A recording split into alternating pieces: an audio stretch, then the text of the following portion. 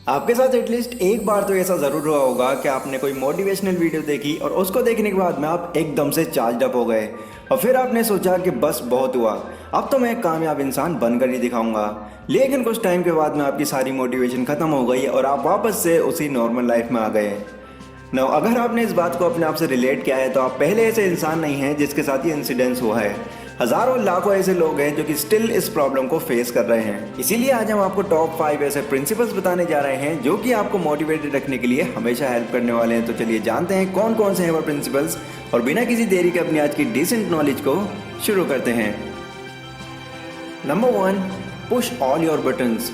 आपने एक एयरप्लेन का कॉकपिट तो ज़रूर देखा होगा जहाँ पर पायलट प्लेन को उड़ाने के लिए बैठा हुआ होता है और उसके अंदर अलग अलग तरीके के बटन्स लगे हुए होते हैं जो कि डिफरेंट तरीके से काम करते हैं। इमेजिन कीजिए अगर पायलट को यही पता ना हो कि कौन सा बटन किस काम आएगा तो वहाँ पर बैठे हुए पैसेंजर्स के लिए क्या ये गुड न्यूज़ होगी?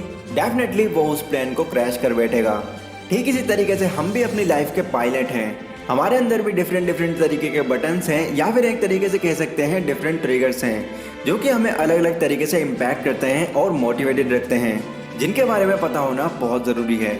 एग्जाम्पल के लिए कई सॉन्ग्स ऐसे होते हैं जो कि अलग अलग तरीके से हमें ट्रिगर करते हैं। कुछ सॉन्ग्स हमें अच्छा फील कराते हैं तो कुछ बुरा। कुछ वीडियोस हमें इंस्पायर या फिर मोटिवेट करती हैं जबकि कुछ वीडियोस हमारे अंदर फालतू की बातें फीड करती हैं। कुछ फ्रेंड्स ऐसे होते हैं जो कि हमें हमेशा मोटिवेट रखते हैं ताकि हम आगे अपनी लाइफ में कुछ कर पाएँ। लेकिन कुछ फ्रेंड्स ऐसे भी होते हैं जो कि हमें डिमोटिवेट करते रहते हैं। ठीक इसी तरह ऐसी बहुत सारी चीज़ें हैं जो कि हमारी लाइफ में हमें इन्हीं ट्रिगर्स की तरह हैप्पी और इमोशनल फील कराती हैं।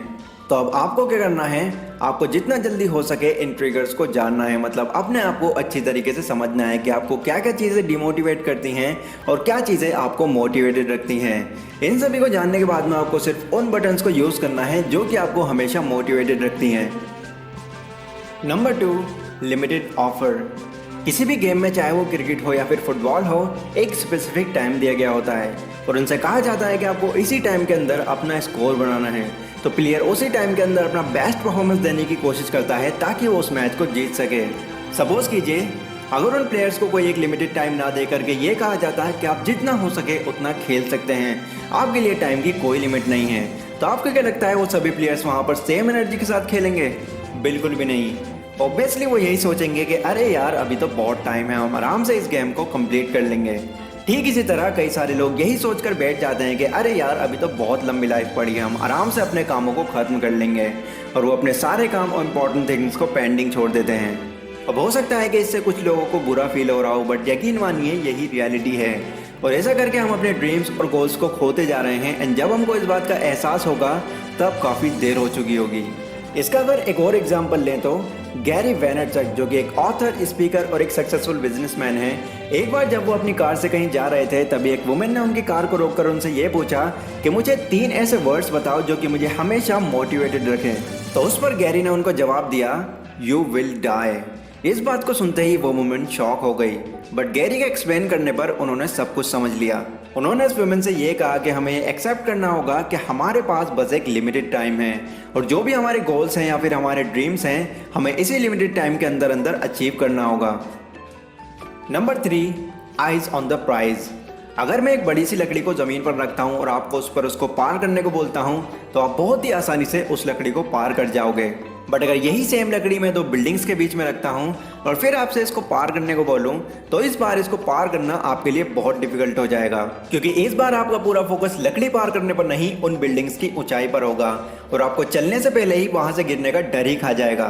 ठीक इसी तरह हमारी मोटिवेशन कम हो जाने की मेन वजह ये भी बनती है कि हम अपनी सक्सेस और अचीवमेंट्स पर फोकस करने के बजाय प्रॉब्लम्स और फेलियर्स जैसी नेगेटिव चीज़ों पर ज़्यादा फोकस करते हैं और ये आपकी मोटिवेशन को वहीं रोक देगा। तो अपना पूरा फोकस उस पर्टिकुलर सक्सेस और रिवॉर्ड पर लगाएं जो कि आपको वो हार्ड वर्क करके मिलने वाला है, बजाय फेलियर और नेगेटिव थिंग्स के बारे में सोचने के। Number 4, stay hungry.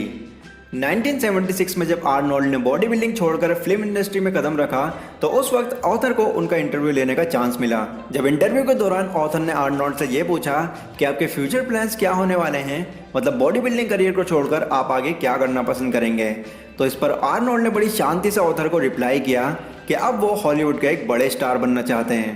ये सुनकर ऑथर को काफी अजीब लगा क्योंकि उस वक्त ऐसा कोई भी स्टार हॉलीवुड के अंदर नहीं था जिसकी इतनी ज्यादा ह्यूज बॉडी हो। इनफैक्ट उस वक्त स्लिम लोगों को ज्यादा पसंद किया जाता था, इसलिए कोई भी डायरेक्टर उनको लेने में जरा भी इंटरेस्टेड नहीं होता। ऑथर ने दोबारा उनसे एक सवाल किया, अच्छा ठीक है, लेकिन आप ये करेंगे कैसे?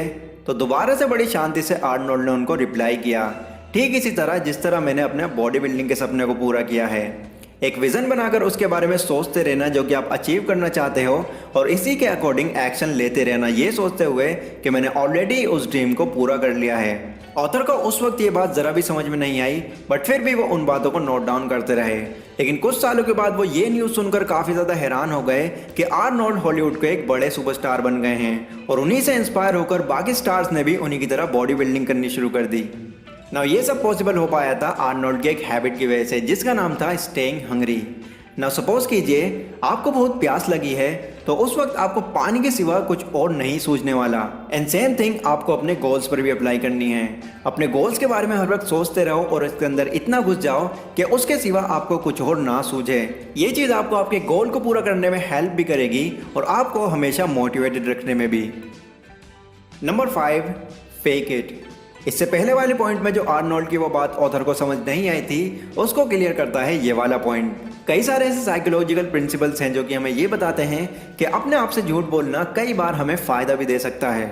एग्जाम्पल के लिए, अगर आप सैड फील कर रहे हैं और उस वक्त आप अपने आप से ये कहते हैं कि नहीं मैं सैड नहीं हूँ, मैं बहुत ही खुश हूँ, और ज़बरदस्ती ही सही आप थोड़ी सी स्माइल अपने फेस पर ले आते हैं, तो आपका माइंड उस सिग्नल को कैच करेगा कि आप अच्छा फील कर रहे हैं और आप रियल में अच्छा फील करने भी लगेंगे।